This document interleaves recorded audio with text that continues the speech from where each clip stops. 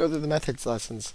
So, methods allow us to break our code down into reusable parts. We're going to write them outside of our class, call them a few times, and it lets us reuse our code over and over. We can make our code easier to break it into methods. The Boolean values we were using were methods that return things back in Carol. Lots of reasons to use methods, blah, blah, blah. These are similar. We can keep on going. We've seen these slides before, and we can watch the videos on our own, so not too important. But look, instead of 2 lines repeating, we have the method that holds those 2 lines repeating one after. Java. This was just to make a fancy little J. Really just copy and paste this and start editing, and then copy and paste these lines inside of it. It's nothing too crazy. I'm going to show you the solution because it's really not too important that we know how to do this, but like how to get a print statement right to make ASCII art. Look at it. You need to write print J. Now it prints out Java. We're good to go. That wasn't really much of a meat and potatoes kind of lesson. We can watch the video on our own and get what they're saying. What starts getting important is this one here, 3.2. So I'm going to do 3.1 and 3.2 simultaneously. I'll slow down a little bit for this one. So again, we can repeat these slides. I guess they put those in a method, huh? Let's improve them. So these are kind of the same. There's 3 here. There's 6 here. There's, I don't know, 10 here. I'm not counting those. Parameters are inputs. So we had this print line break method made in that last set of slides where we just printed some stars and equals. Well, now let's say we wanted to make them different lengths, 4 or 10. So here's our method. Here's our method signature. We have a private. Don't worry about private and public quite yet.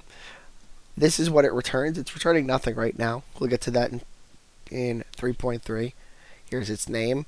Now, here's what we pass in. This is our parameter. This is our condition. So if someone says, I need you to make a rectangle in this field with 5 feet by 10 feet wide, your parameters for that assignment are 5 feet by 10 feet. Here we're making our line breaks a certain length. We're going to pass in a number to do that. They're inputs. So if you make a sum function, the inputs are the 2 numbers that you start with. Here's that sum function in A, in B. The total, we're going to print line the total out, A plus B, with our inputs A plus B. These could be anything. We'll call this elsewhere in like our run block. We'll just write sum, parentheses, open and close, and number, comma, number, and we'll get an answer returned to us or printed out. So here's the assignments. Again, they're not going to be too hard. So like I said, in a run block, we have these multiply. These are going to run the code that we're going to write here. Here's our parameters. So 2 times 2 would be 60. 5 times 19 should be 100 minus 5, right? It should be 95. This should be 1500. So we want to print out the product. We're not returning yet. We'll get to returning momentarily. We want to print it out, right? How do we figure out A times B? We do A times B. That's it. So we should see 60, 95, and something else. 1500. Yep, good to go. All these are going to be fairly simple, so blink and you'll miss it. This is add 10. So we want to print the given number plus 10. So it should print 1 plus 10 is 11. 110, negative 40. This is probably the hardest part of these assignments. Writing system.out.println. A plus 10. A is the value we're passing in this case 1 100, negative 50. And now it'll print out 10 plus those.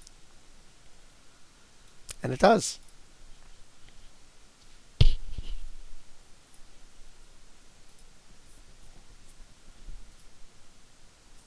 One of these we have to write a loop or something for, right? Yes, this one. We want to count down from the number we enter. So let's count down from 5 and count down from 10. We'll print a print line.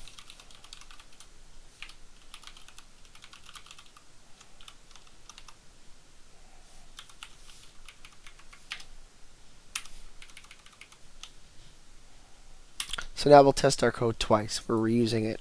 We might as well reuse it if we're writing a method. So we're going to start int I. What should we start out? Countdown from our parameter. So start from our parameter, int x.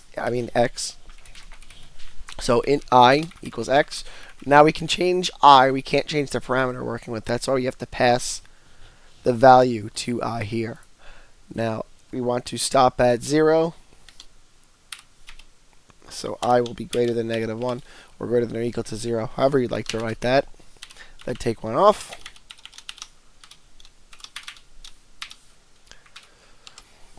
And we just need to print out I.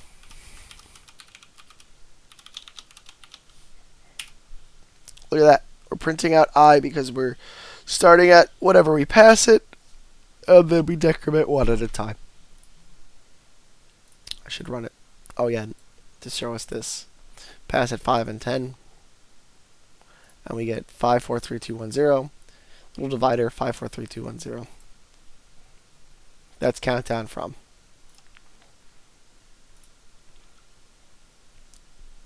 Okay, this one was silly. We have to we have a read input as a parameter. We can put methods as parameters anytime we want. They return stuff to us. In this case, it'll return an int to us, and we use that to get our number of times here. If I put 5 here, it would be the exact same thing, but it wouldn't be a user input. So let's just write the code and we'll show that too. We want to start from 0 because we might as well just start from 0.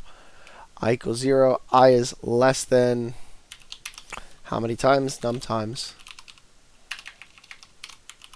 So 0, 1, 2, 3. If we stop at the value 4 that we pass it, it'll print out 4 times. 0, 1, 2, 3 is 4. So if we change that to 1 and change this to I is less than or equal to, we get the same thing. It would be maybe a little bit less confusing. Let's add 1 to I at the end of our loop. What do? We print out the string we passed it to the method. So we're passing the text we want to print multiple times. In this case, it's a string, anybody home. We don't write anybody home. We write the variable we've passed to the method. This will always be text no matter what we pass.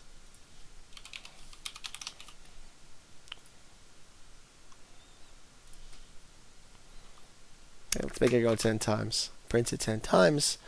We're going to submit and continue because if we add stuff to it, it gets upset.